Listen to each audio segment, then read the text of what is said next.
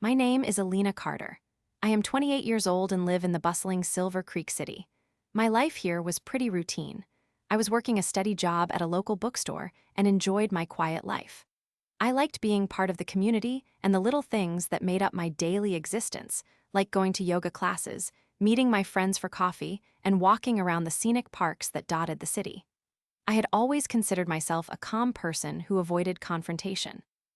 I would often smile and let petty inconveniences slide, believing that keeping the peace was more important than having a perfect day. But all that changed one fateful afternoon. It was a Wednesday, and I was getting ready to head home after a long shift at the bookstore. I hopped onto the city bus as usual, but this ride was different.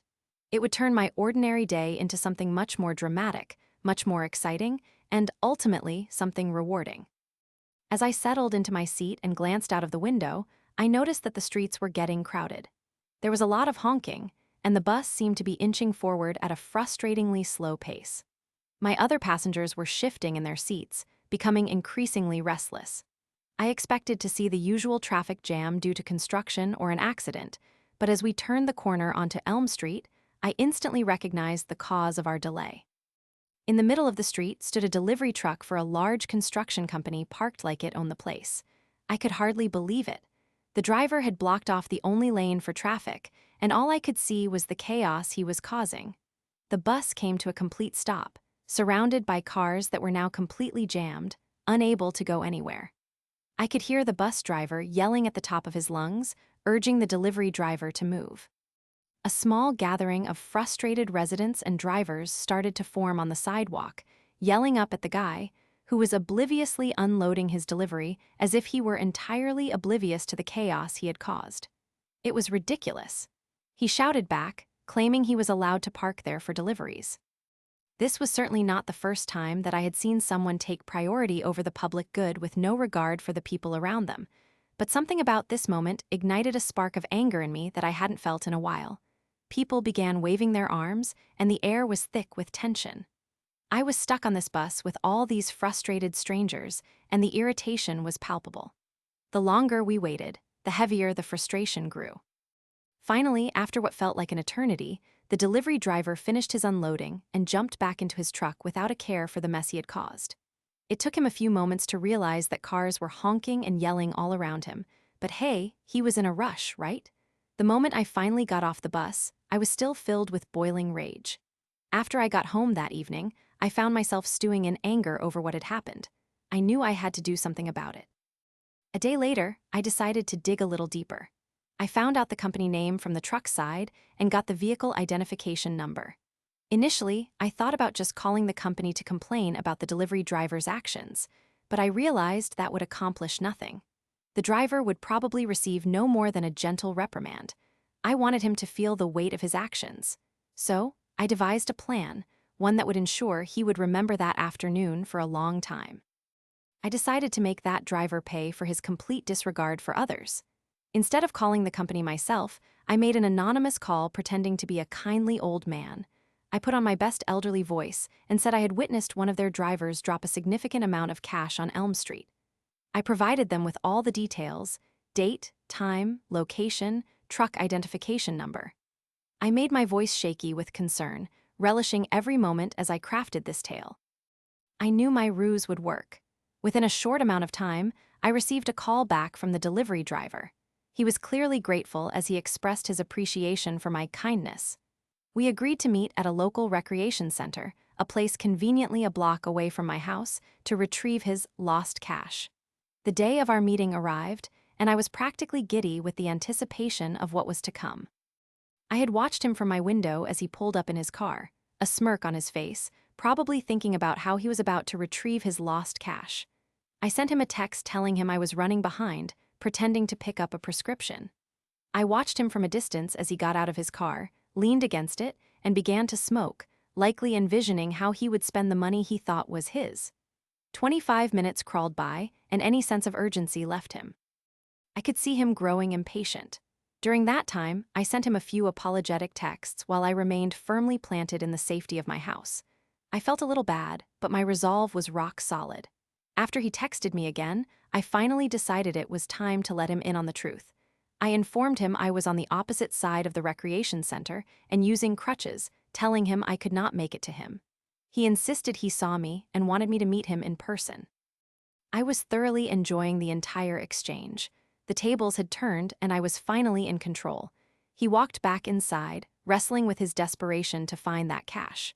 The calls began coming in and I decided not to answer them. That moment was delightful, watching him pacing around, becoming visibly frustrated. He stomped to his car, and that was when I decided to indulge him.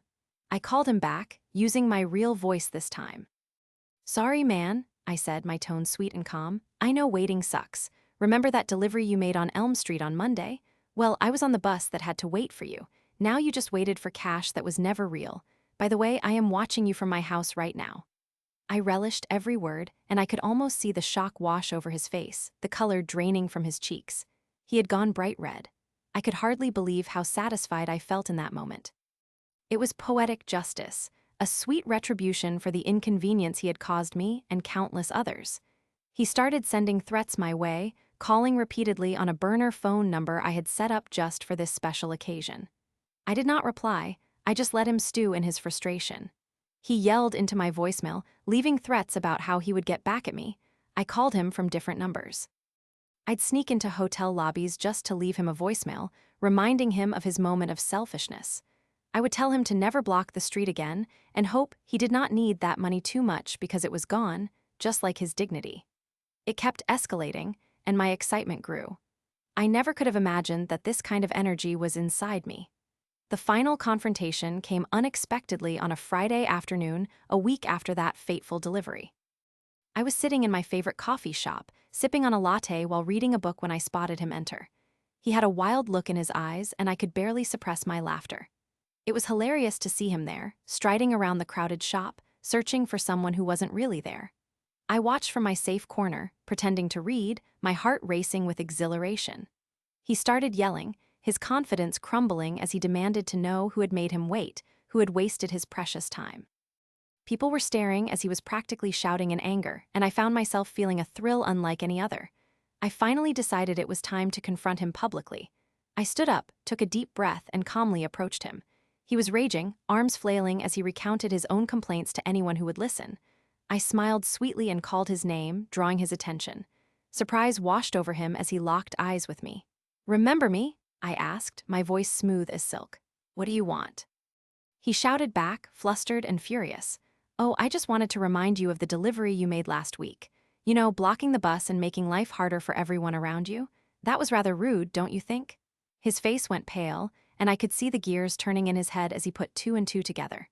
People were watching, their breaths held in anticipation of what would unfold. He swelled up in anger but couldn't seem to formulate a response, his thoughts tangled in disbelief. "Why would you do this?" he spat, finally regaining some composure. "Because you needed to learn a lesson," I replied, my tone unwavering. "You may think you are above others, but you are not. That day you chose to forget about everyone else on that road, those people stuck because of your selfishness. I decided to bring that lesson home.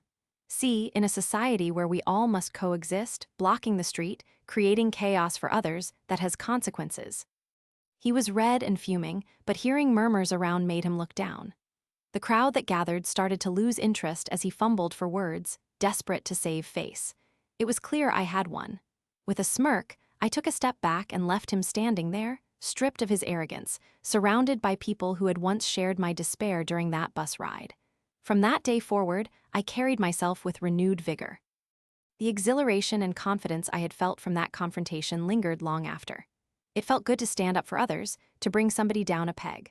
Although he might have seen me initially as someone weak and harmless, I transformed that perception entirely. I am no longer just the quiet girl who lets little things slide. I would not back down when confronted with foolishness. Life in Silver Creek City resumed, but I now carried with me the satisfaction of an unforgettable victory. The delivery driver never returned to that coffee shop again. To those of us who had been stuck on the bus, I became a hero. I learned that sometimes, standing up for what you believe in and holding others accountable can create waves of change. It was poetic justice. Justice that made my spirit sing.